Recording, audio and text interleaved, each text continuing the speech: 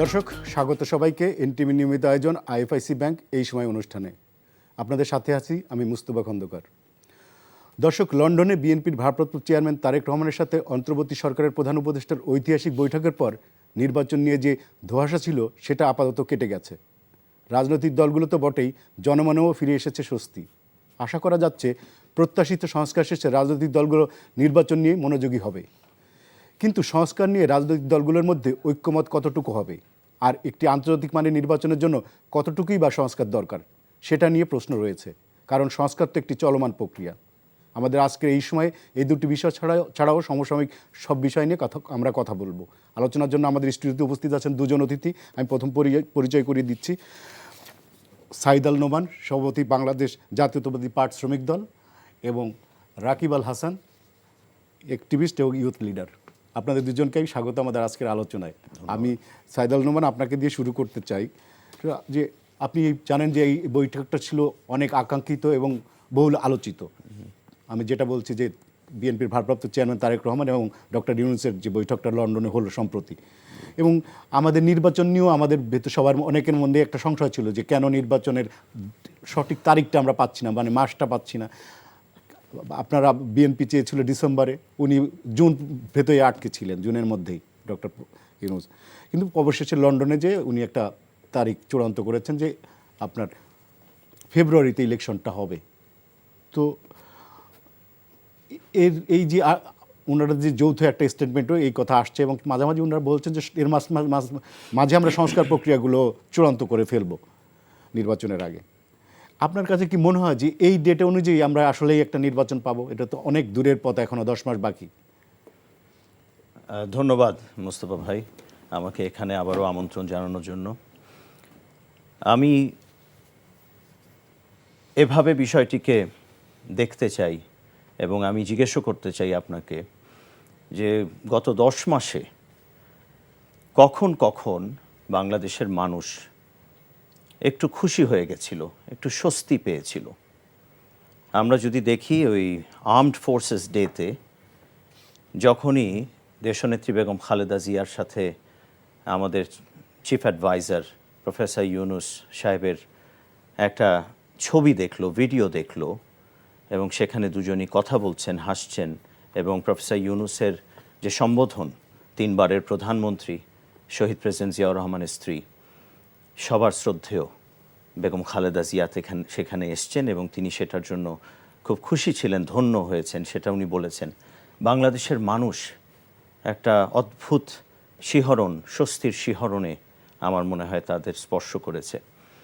আবার আমি দেখেছি খুব কঠিন একটা সময় অ্যাডভোকেট আমার চট্টগ্রামের আলিফ, সাইফুল ইসলাম আলিফ পূর্ণ নাম, তার এই যে হত্যা, এর পরে যে উদ্ভূত পরিস্থিতি, সেখানে আবার যখন চিফ অ্যাডভাইজার বাংলাদেশের সকল দল এবং সবচেয়ে এই স্টেক হোল্ডার বাংলাদেশের রাজনীতিতে যারা যারা আছেন তাদের সবাইকে এক করে যখন বসলেন এবং কথা বললেন একাধিকবার, আবার বাংলাদেশের মানুষ একটা স্বস্তি পেল। আমার কাছে সেই সূত্রেই বলতে হয় 13ই জুন যখন বাংলাদেশ জাতীয়তাবাদী দলের ভারপ্রাপ্ত চেয়ারম্যানের সাথে জনাব তারেক রহমানের সাথে আমাদের চিফ অ্যাডভাইজার প্রফেসর ইউনূসের দেখা হলো লন্ডনে, এবং সেখানে যে আলাপচারিতা আমরা অন্তত যা যা জানতে পেরেছি, শুনতে পেয়েছি, পড়েছি পত্রিকায়, তাতে আবার জনগণ একটা স্বস্তির নিঃশ্বাস ফেলল। কেননা সাধারণ মানুষ এত রাজনীতির জটিল হিসাব নিকাশ বুঝতে চায় না। বাংলাদেশের 18 কোটি মানুষ যদি সেটি শুদ্ধ হয়ে থাকে, 18 কোটি, সেই মানুষগুলো কিন্তু এত কিছু বুঝতে চায় না। তারা চায় যে প্রতিদ্বন্দ্বী পক্ষগুলো যখন যখন জাতীয় ইস্যুতে এক হবে, বসবে, তখন তারা মনে করে আমরা এক আছি, এই স্পর্শকাতর অথবা এই জটিল সমস্যায় আমরা দেখছি সবাই এক আছে। তাই এই বৈঠককে আমি মনে করি একটা অসাধারণ, একটা ঐতিহাসিক বৈঠক, যেটার পরবর্তীতে অবশ্যই ইলেকশন নিয়ে যে আলাপ হয়েছে, আপনি দেখেছেন যৌথ বিবৃতি, এটি একক বিবৃতি নয়।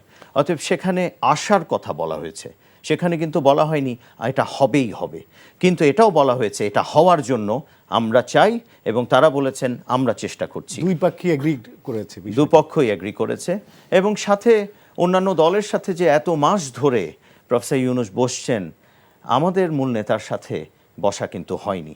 তো সেই সূত্রে এটা অতীব জরুরি ছিল বাংলাদেশের বৃহত্তম দলের সবচেয়ে পপুলার লিডারের সাথে, জনাব তারেক রহমানের সাথে বৈঠকটি এত জরুরি হয়ে পড়েছিল যে মানুষ আসলে চাচ্ছিল। মানুষ না চাইলেই, আমার মনে হয় না মানুষ না চাইলেই ঘটনা ঘটতো। যা যা হয় ইতিহাসে, যা কিছু ভালো হয় সেখানে একটা পজিটিভ ফোর্স হিসেবে মানুষের চাওয়া কাজ করে। আমি বলবো এখানে মানুষের চাওয়াটারই প্রতিফলন ঘটেছে। দেশের মানুষের এক ধরনের ছিল, চাওয়া ছিল দারুণভাবে, ডিমান্ডও ছিল যে জি। তো সে কারণেই আমি মনে করি, আর ইলেকশন কখন হবে, এখানে তো ইলেকশন কমিশনকে প্রথমত পুনর্গঠন করে সংস্কার করে, আমরা যাই বলি সামনের দিনগুলোতে, আমরা এত যে আলাপ শুনছি নানা বিষয়ে, ইলেকশন সেটা যে পর্যায়েই হোক, গণভোটও যদি হতে হয় ইলেকশন কমিশনই তো করবে।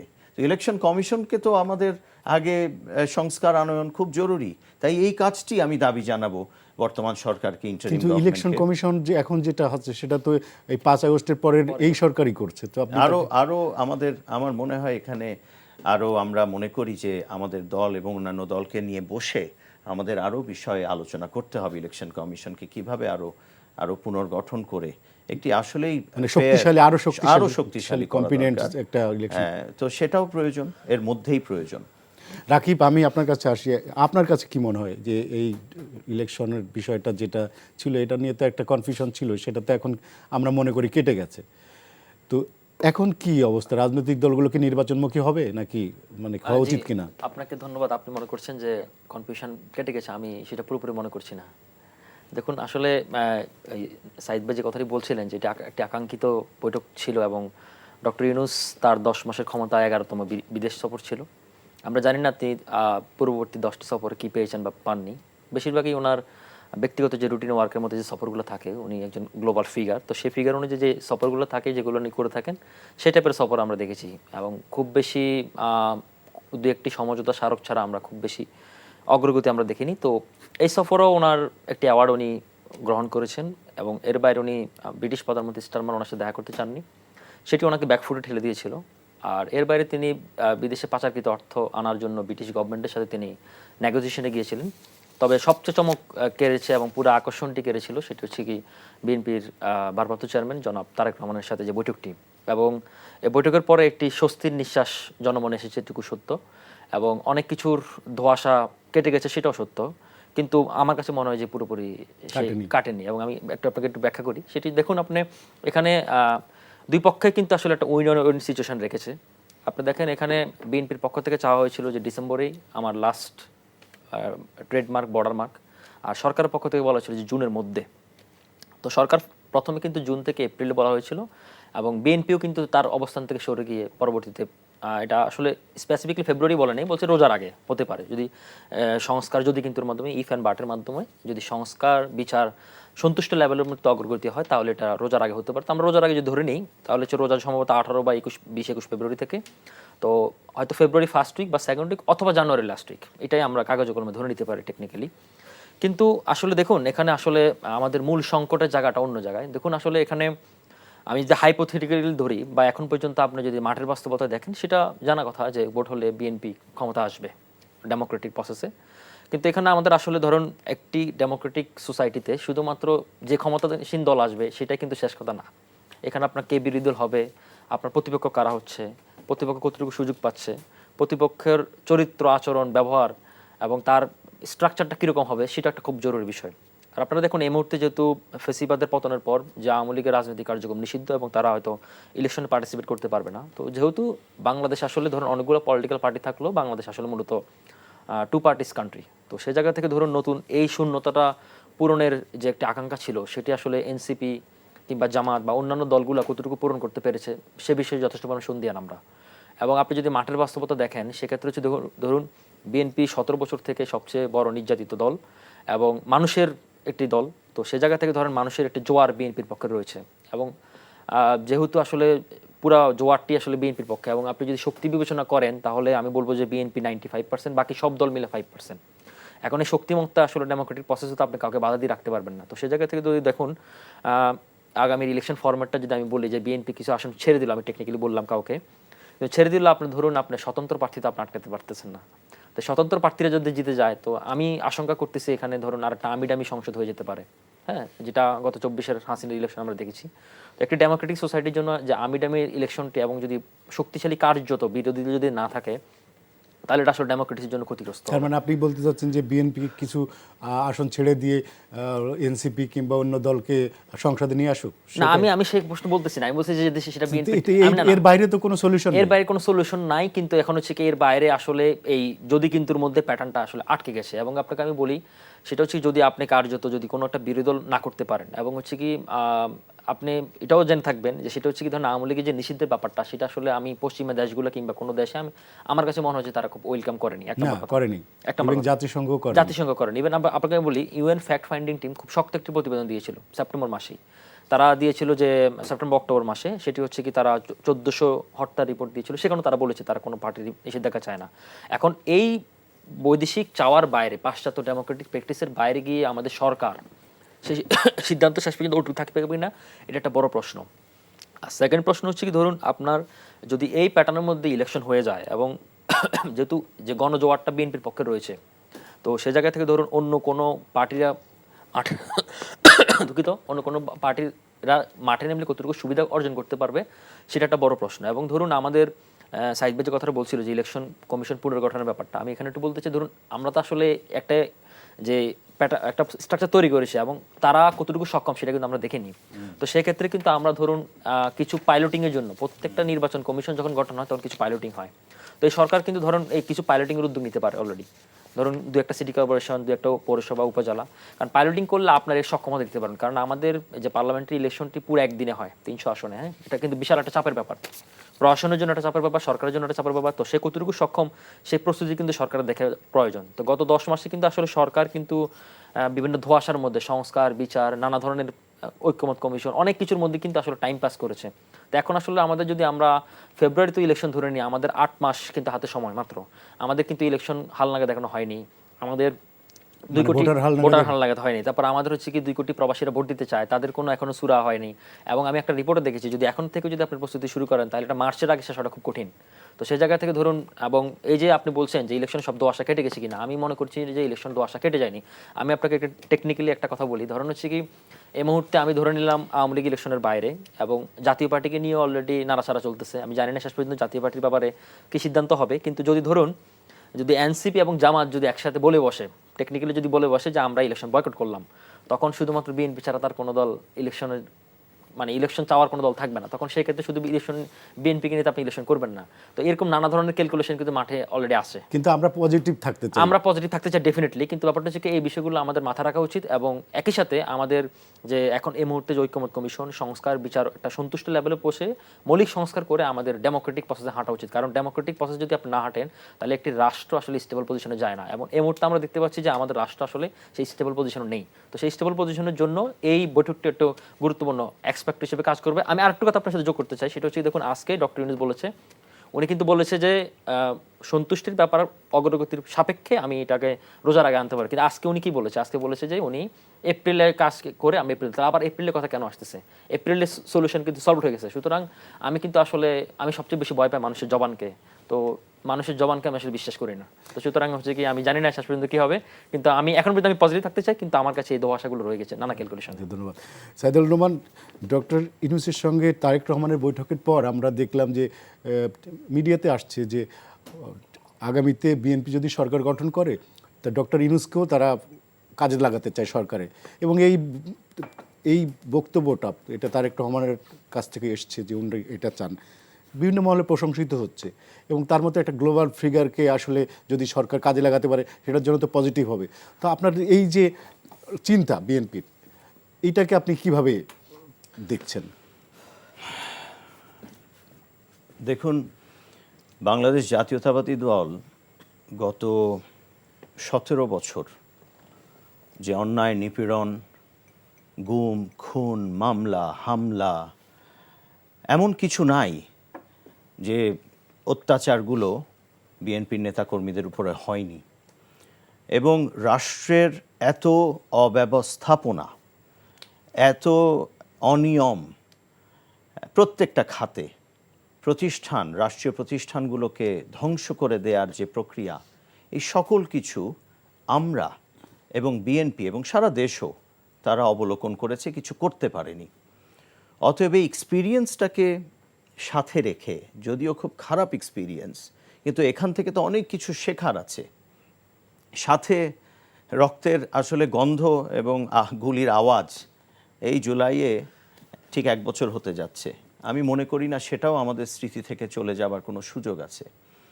তো বিএনপি এখন যে চিন্তাগুলো করছে সেগুলো এই অভিজ্ঞতার উপরে ভিত্তি করেই, এবং সেখানে বাংলাদেশের যারা যারা আছেন, বাংলাদেশি যারা বিদেশেও আছেন, আমি জানি, আমি দ্ব্যর্থহীনভাবে এটা বলতে পারি যে সে ধরনের মানুষগুলোকে, যাদের যোগ্যতা সম্পন্ন, যারা বাংলাদেশে আসলেই কন্ট্রিবিউট করতে পারবেন, সে ধরনের মানুষগুলোকে বিএনপি ইনশাআল্লাহ যখন নির্বাচিত হয়ে ক্ষমতায় আসবে, তাদেরকে বিভিন্নভাবে জনাব তারেক রহমান যেখানে যেখানে সুযোগ পাবেন সেখানে অবশ্যই তাদেরকে ব্যবহার করবেন।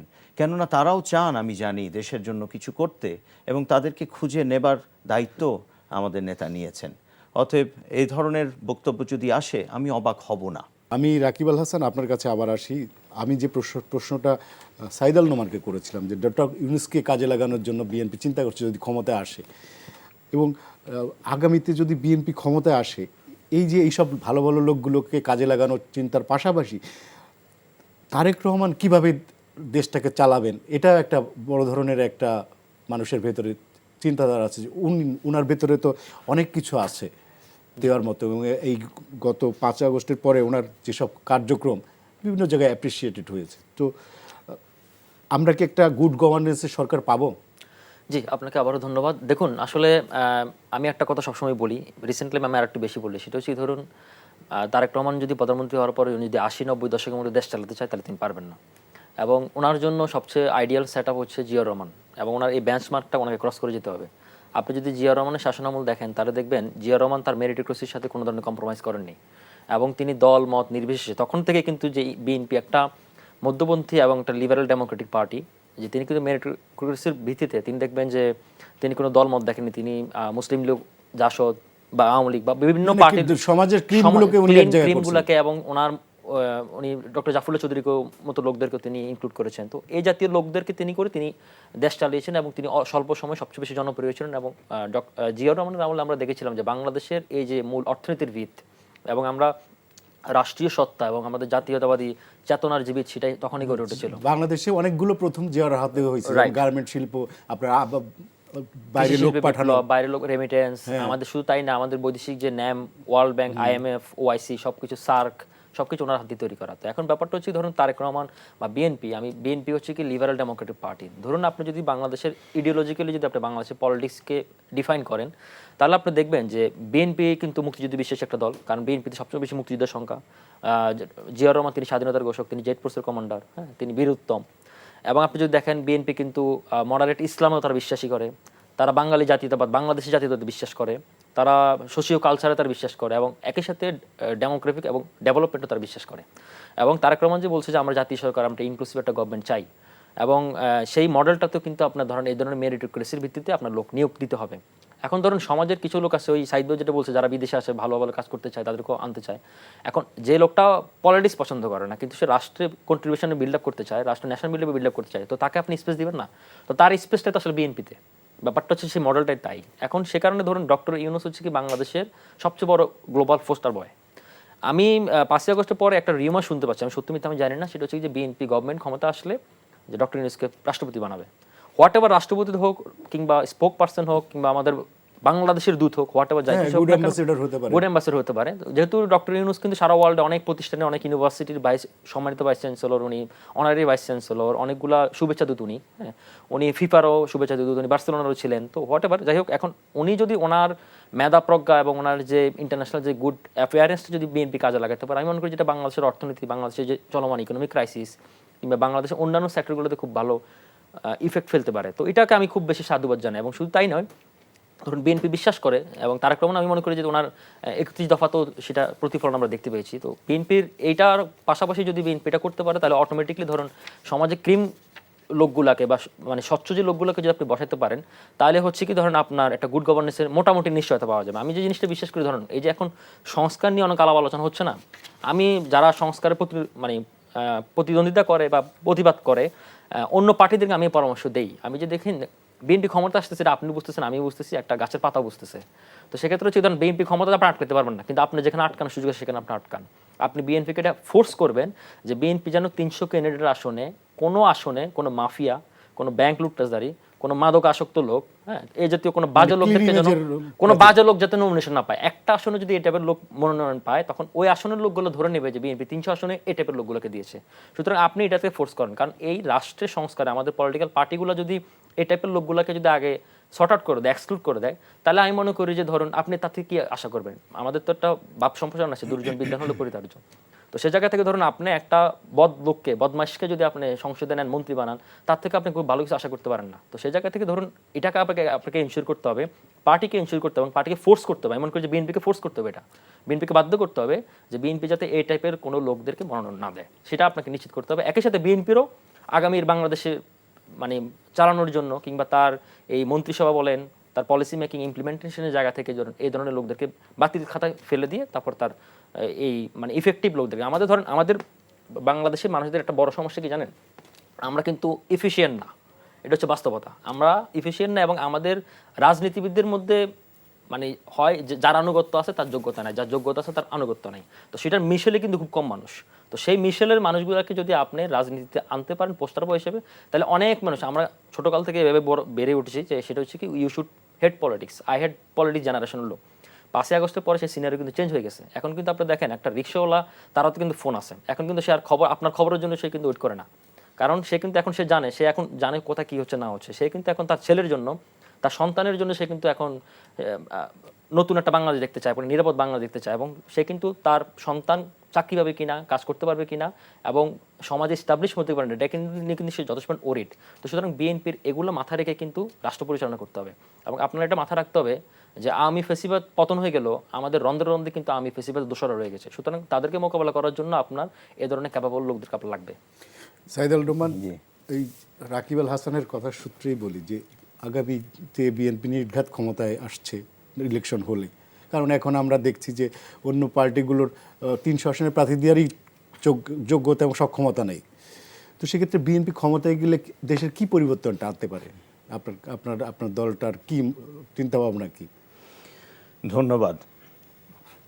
আমি খুব গর্বের সাথে বলতে পারি যে 31 দফা, যার মাধ্যমে আসলে জনাব তারেক রহমান এবং বাংলাদেশ জাতীয়তাবাদী দল বোঝানোর চেষ্টা করেছিল এবং করে যাচ্ছে যে এই দল বাংলাদেশ নিয়ে কি স্বপ্ন দেখে।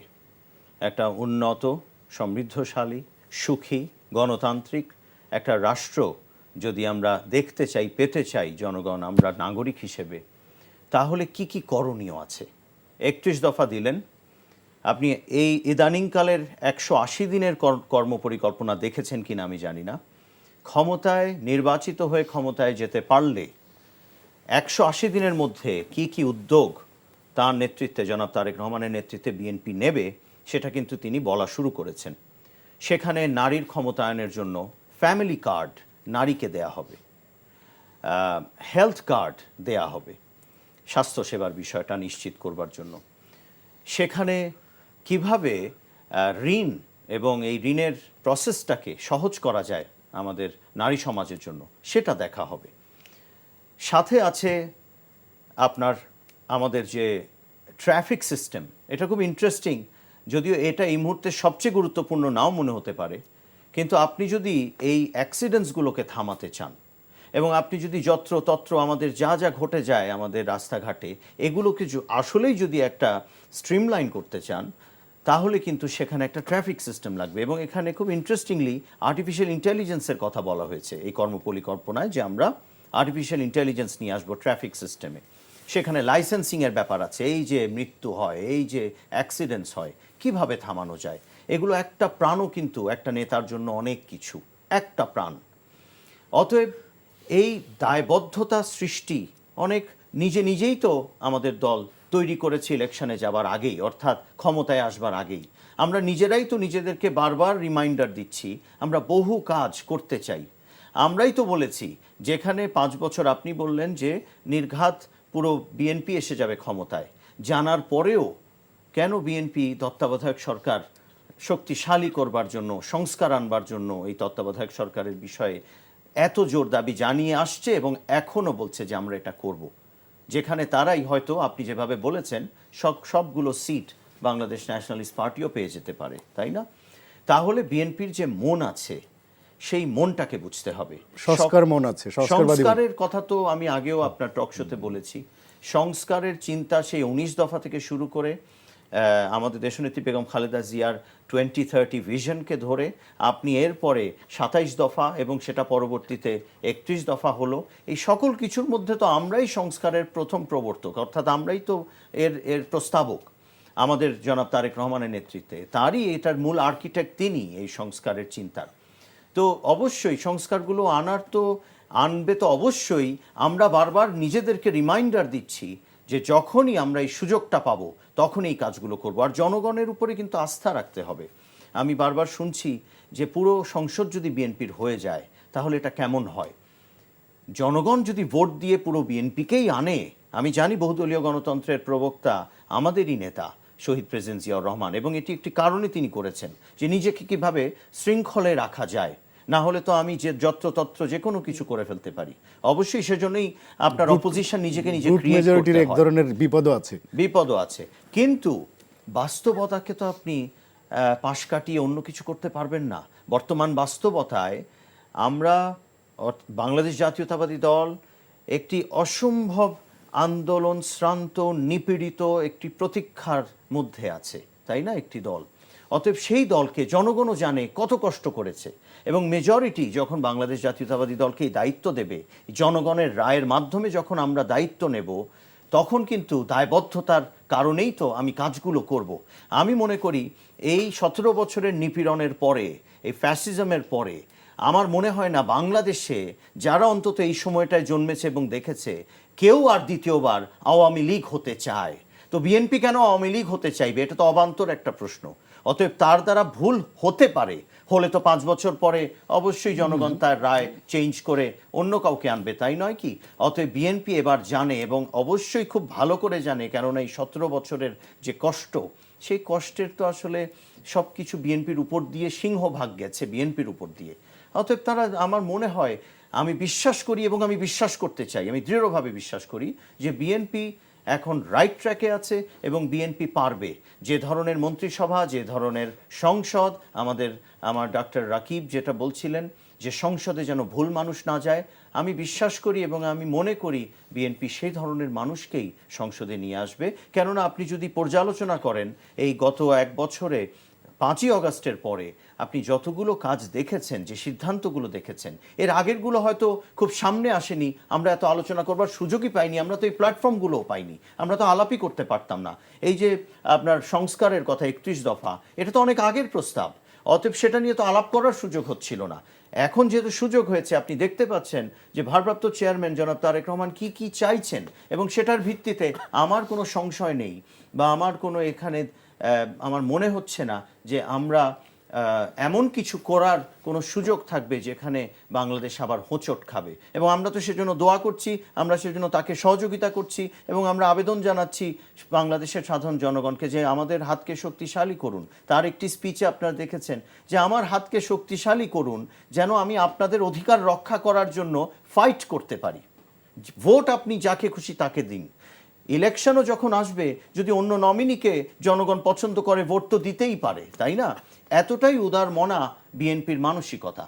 অতএব আপনি সেখান থেকে ধরতে পারেন ইনশাল্লাহ যে আমি বিশ্বাস করি যখনই নির্বাচন হবে, এবং আমি চাই এটা যত শীঘ্রই সম্ভব, আমাদের দাবি হওয়ার পরপরই আমরা মোটামুটি আমরা জানি যে 180 দিনের পরিকল্পনা, যেখানে শুধু 31 দফা বলেই তিনি ক্ষান্ত হননি বা বাংলাদেশ জাতীয়তাবাদী দল ক্ষান্ত হয়নি, যেখানে 180 দিনের একটা পরিকল্পনা, কর্মপরিকল্পনা নিয়ে নেমেছি আমরা।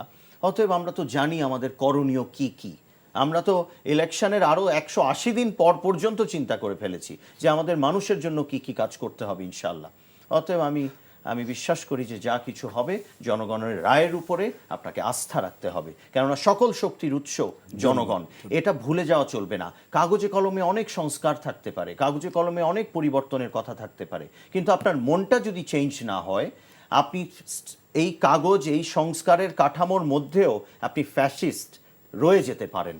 কিন্তু আমরা তো সেরকম কেন, এখানেই আমার প্রশ্ন, কেন কেউ আবার সেই ফ্যাসিস্ট রিজিমকে আমার নিজের মাধ্যমে আবার চিত্রায়িত করতে চায়, আবার সেটাকে রিএনঅ্যাক্ট করতে চায়, আবার সেটাকে বাস্তব করে দিতে চায়? আমার তো মনে হয় না সেরকম কোনো মানুষ, সেরকম কোনো নেতা আর বাংলাদেশে আছে বলে। ধন্যবাদ। রাকিব আল হাসান, সংস্কার নিয়ে আমরা কয়েকদিন ধরে বেশ উত্তপ্ত রাজনৈতিক অঙ্গন। একবার জামাত ইসলাম বয়কট করে, একবার সিপিবি বয়কট করে, কিছু বিষয়ে একমত হয়, আবার দ্বিমত হয়। তো এই যে সংস্কার নিয়ে যে আলোচনাগুলো চলছে, এবং এটা যদি রাজনৈতিক দলগুলো যদি ঐক্যমত শেষ পর্যন্ত না হয়, তাহলে কি নির্বাচন কি? এবং জুলাইতে বলা হচ্ছে যে জুলাই চার্টার করা হবে, এবং সেগুলোর সাথে কিন্তু বিতর্কও আছে। আপনার 71 অনুচ্ছেদ যেটা বলা হচ্ছে যে আস্থা ভোটার অর্থ বিল, এই দুটার বাইরে বিএনপি করবে, কিন্তু বিএনপি কিছু আবার ফুটনোটও দিয়েছে যে দেশের স্বাধীনতা সার্বভৌমত্বর বিষয়গুলোও তারা 70 অনুচ্ছেদ যে রাখতে চায় আর কি, যে এইগুলো নিয়ে যাতে কেউ কোনো কন্ট্রাডিক্টরি কেউ ডিবেট করতে না পারে। আপনার কাছে কি মনে হয় যে সংস্কারগুলো কি আমরা জুলাই মাসে শেষ করতে পারবো? আমরা কি আশাবাদী হতে পারি? জি, আপনাকে আবারও ধন্যবাদ। দেখুন, আসলে এখানে যাদের মধ্যে যে প্রতিপক্ষ বা পক্ষগুলোর সাথে সংস্কার নিয়ে আলোচনা হচ্ছে, একমাত্র বিএনপি রাষ্ট্র পরিচালনা করেছে। তো আসলে বিএনপি কিন্তু জানে যে আসলে রাষ্ট্র কীভাবে পরিচালনা করতে, রাষ্ট্রের কোথায় কোন জায়গায় ফাঁক ফোকর রয়েছে, এগুলো কিন্তু বিএনপি ভালো করে বোঝে। এখন ধরুন, আপনার সংস্কার তো সবাই চায়। সংস্কার যে মানে এটা টার্মটা এখন আমাদের মাঝে এমনভাবে এটা উপস্থাপন করা হচ্ছে যে পৃথিবীতে এই শব্দটা নতুন আবিষ্কৃত হয়েছে। কিন্তু সংস্কার যদি আপনি দেখেন, সেই আমি যদি বলি, জিয়াউর রহমান যখন আপনার 4th সংসদে বাতিল করে 5ম সংসদে আনে, এটা তো সবচেয়ে বড় সংস্কার বাংলাদেশের ইতিহাসে। বহুদলীয় গণতন্ত্র আনলো, তারপরে হচ্ছে কি আপনার তত্ত্বাবধায়ক সরকার ব্যবস্থা আনলো, তারপরে অনেক সংস্কার আমি বলে শেষ করতে পারবো না। পার্লামেন্টারি সিস্টেমে রাষ্ট্রপতি শাসিত সরকার থেকে প্রধানমন্ত্রীতে আনলো, তো অনেক সংস্কার এসেছে। এখন ব্যাপারটা হচ্ছে, ধরুন ওই ভাই যেটা বললো, আসলে আমার তো মাইন্ড সেটআপটা লাগবে। তা আসলে আপনি সব সংস্কার কিন্তু চাপিয়ে দেওয়ার ব্যাপার না। সংস্কার একটা স্পন্টেনিয়াস প্রসেস। এখন ব্যাপারটা হচ্ছে, ধরুন, এবং এটা যদি আমি স্বেচ্ছা গ্রহণ করি, আপনি যদি স্বেচ্ছায় ওষুধ খেতে চান, আপনাকে আমি জোর করার বদিন ওষুধ খাওয়াতে পারবো না, ঠিক আছে? এখন হচ্ছে, ধরুন, ব্যাপারগুলো হচ্ছে, আপনি দেখেন এখানে এই যে আমি আপনার একটা উদাহরণ দিই। ধরুন হচ্ছে কি, সংস্কারের নামে কিন্তু, অতিরিক্ত সংস্কারের নামে কিন্তু ব্যর্থ রাষ্ট্র হয়ে যায়। 2003 সালে ইরাক পতনের পর, সাদ্দামের ইরাকের পতনের পর অতিরিক্ত সংস্কার চাপতে গিয়ে তাদের আপনার পার্লামেন্টারি ব্যবস্থা, সেনাবাহিনী ব্যবস্থা এবং ইরাক একটা দুর্বল রাষ্ট্রে পরিণত হয়েছে। সুতরাং আমরা এমন কোনো সংস্কার এখানে চাপিয়ে দিব না যাতে হচ্ছে কি, ধরুন, রাষ্ট্র পরিচালনার ক্ষেত্রে হিমশিম খেতে হয়। আমাদেরকে এটা মাথায় রাখতে হবে যে আমরা একটা তৃতীয় বিশ্বের দেশ, হ্যাঁ, এবং আমাদের পলিটিক্যাল কালচার, আমাদের ডেমোগ্রাফিক কালচার, জিওগ্রাফিক্যাল কালচার এটা পাশ্চাত্যের মতো হবে না। তো সুতরাং আমাদের এখানকার বাস্তবতা অনুযায়ী এগুলো সবকিছু মেনে নিতে হবে। এখানে ধরুন আপনারা যে এনসিসি গঠন করা হচ্ছে, এখানে অনেক, আমি মনে করি একেবারে খুব আজে বাজে প্রস্তাব দেওয়া হচ্ছে। এখানে ধরুন আমার প্রধানমন্ত্রী যে হবে, সাপোজ আমি প্রধানমন্ত্রী বা আপনি প্রধানমন্ত্রী হবেন, এখন হচ্ছে কি, ধরুন রাষ্ট্রের পরিচালনা আমার একটা নির্দিষ্ট রোডম্যাপ থাকবে, তাই না? এখন আমার এখানে ধরেন রাষ্ট্রের সার্বভৌমত্ব রক্ষার জন্য আমার সেনাবাহিনীর প্রধান কে হবে, আমার বিজিবির প্রধান কে হবে, নৌবাহিনীর প্রধান কে হবে, এয়ারফোর্সের প্রধান কে হবে, সেটা তো ধরেন আমি 10 জন থেকে মতামত নিয়ে করবো না আমি, কারণ আমি রাষ্ট্র চালাচ্ছি, আমি তো এটা বুঝতেছি, তাই না? এখন এখানে এমন কিছু করে দেওয়া হচ্ছে, ধরুন এখানে একেবারে আজে বাজে হস্তক্ষেপ করা হচ্ছে। আরেকটা জিনিস, ধরুন সংস্কার বা ওই সংবিধানের লিখিত অনুরূপীগুলোর মধ্যে আমি আসলে বিশ্বাস রাখতে চাই না। কেন বলে আপনাকে বলি, ধরেন আপনি কি জানেন যে আমাদের চেয়েও চীনের সংবিধান কিন্তু আরো বেশি সহনশীল। আপনি জানেন আমাদের কোনটা আপনি সভা সমাবেশ করতে চান, আপনার কিন্তু ডিএমপি থেকে পারমিশন লাগবে। চীনে কিন্তু সে লেখাও নাই, কিন্তু চীনে কেন আমার সাহস পায়? কেন আমার সাহস পায় না? কারণ একবার নেমেছিল, বুলডোজার দিয়ে উড়িয়ে দেওয়া হয়েছে। এখন ব্যাপারগুলো হচ্ছে আপনার সংস্কৃতি, কালচার এবং মাইন্ডসেটের ব্যাপার। আপনি যদি দেখেন, বাংলাদেশে কিন্তু 2015 সালের পুলিশ আইনে লেখা আছে, পুলিশ তার হেফাজতে কাউকে শারীরিক নির্যাতন না, কাউকে মানসিকভাবে নির্যাতন করা যাবে না। এটা কিন্তু লেখা আছে, কিন্তু পুলিশ এটা মেনেছে।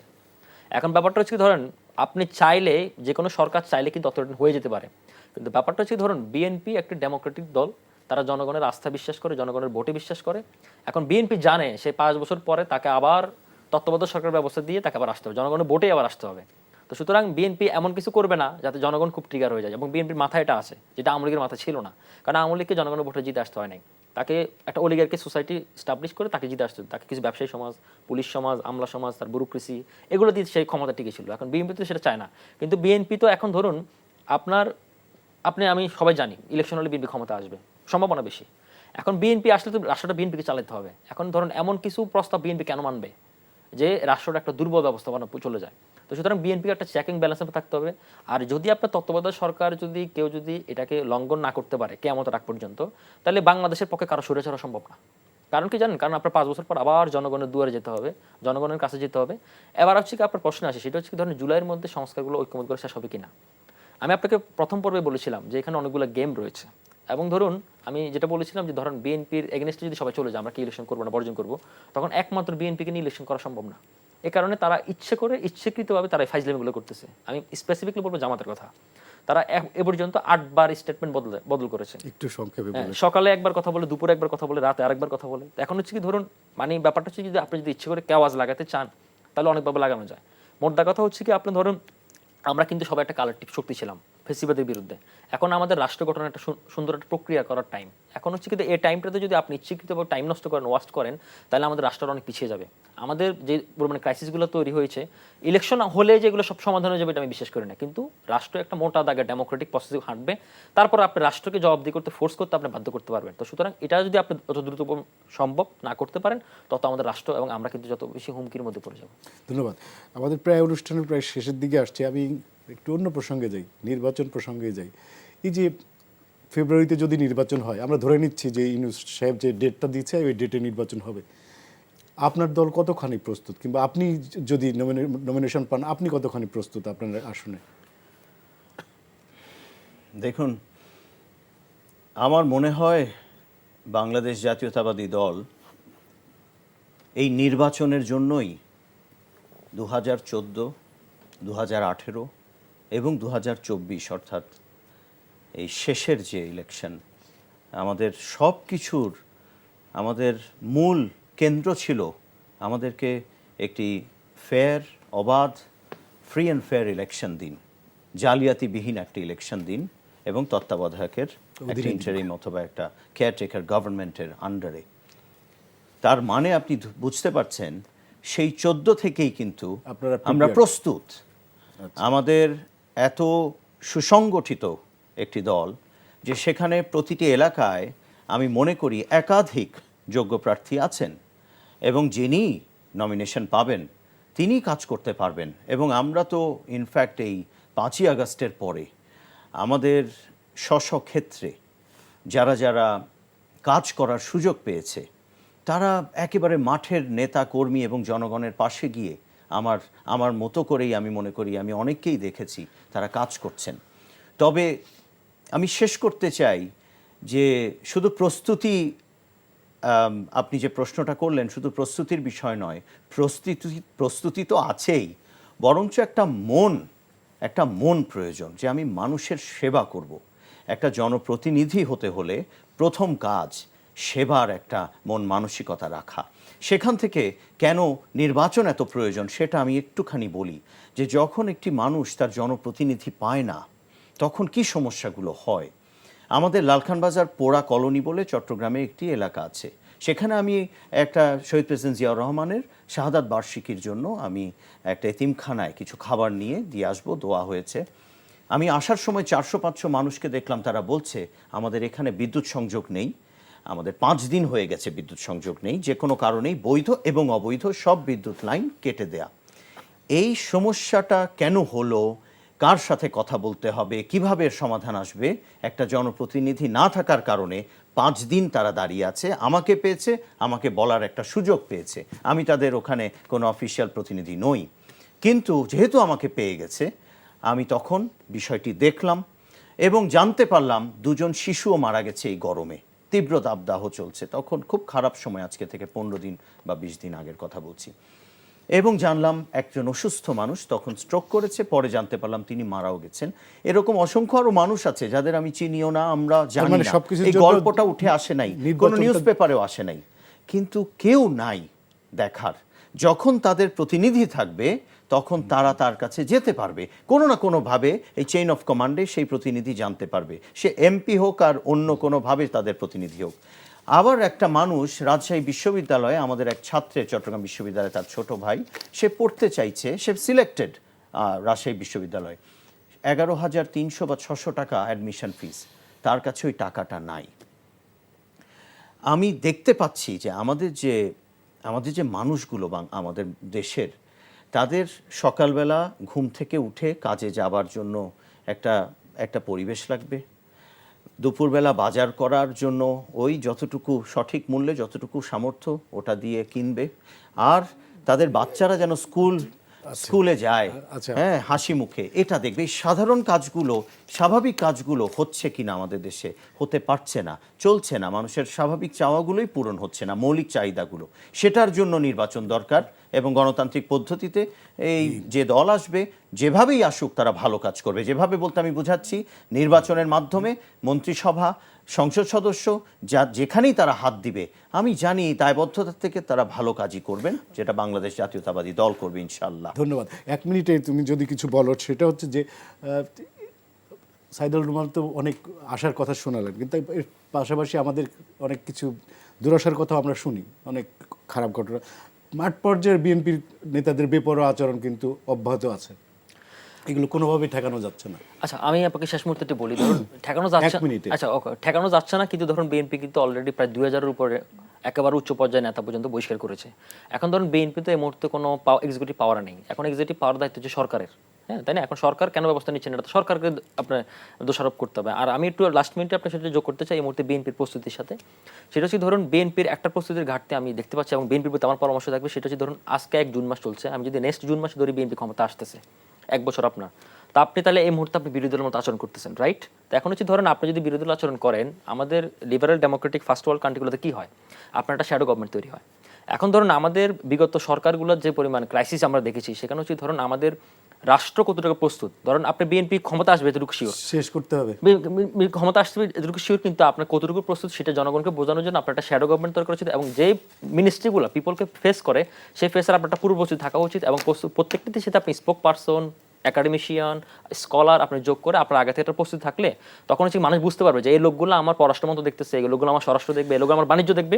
তাহলে হবে কি মানুষের প্রতি অ্যাট্রাকশনটা বাড়বে, এবং মানুষ এটা কনভিন্সড হবে যে বিএনপি এই পর্যালোচনায় এই, এখন তো বিএনপি সবকিছু তাত্ত্বিক, তাই না?